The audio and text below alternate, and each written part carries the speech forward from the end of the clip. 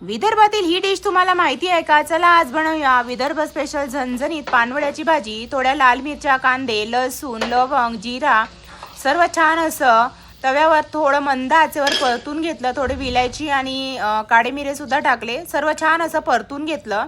त्यानंतर मिक्सरमध्ये आपण हे बारीक करायचं। त्यासोबतच टमाटर, अद्रक सुद्धा टाकायचं। याची एक पेस्ट तयार करायची आहे। थोडं पाणी टाकून याची एक पेस्ट तयार करायची। आता मी उडदाची डाळ जी आहे ना रात्रभर पाण्यामध्ये भिजत ठेवली होती, स्वच्छ धुवून घेतली। हे बघा आपला मसाला इथे तयार झालेला आहे। आता ही धुतलेली डाळ एका चाळणीमध्ये काढायची पाणी निथरण्याकरिता। पाणी सर्व निथरून गेलं की त्यानंतर ही डाळ मिक्सरमध्ये बारीक करायची। मिक्सरमध्ये ही डाळ बारीक करताना पाणी जास्त टाकायचं नाही। बिना पाणी न टाकता आपल्याला ही डाळ वाटून घ्यायची आहे।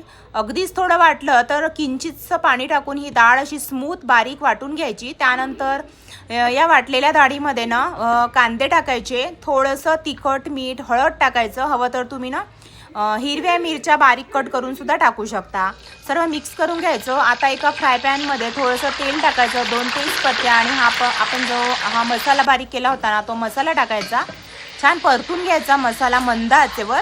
मसाल्याला छान असं तेल सुटलं की बाकीचं आपण साहित्य टाकूया, म्हणजे आपले बेसिक मसाले टाकूया। मीठ टाकायचं चवीनुसार, थोडं तिखट आणि हळद टाकायचं, धणे आणि जिऱ्याची पावडर टाकायची, थोडी कसुरी मेथी सुद्धा टाकायची हाताने कुस्करून, थोडं हिंग टाकायचं।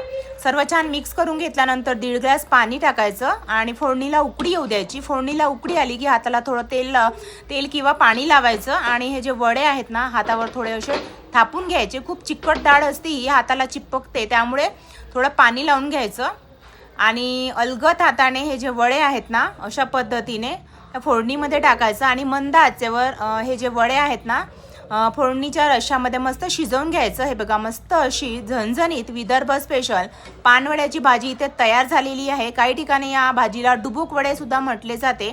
तुम्हाला माहीत होती का ही भाजी? मला कमेंट करून नक्की सांगा। आणि आवडली असेल ना ही भाजीची रेसिपी तर लाईक करा, शेअर करा आणि नवीन असल्या चॅनलला सबस्क्राईब करा अशा छान छान रेसिपी पाहण्यासाठी।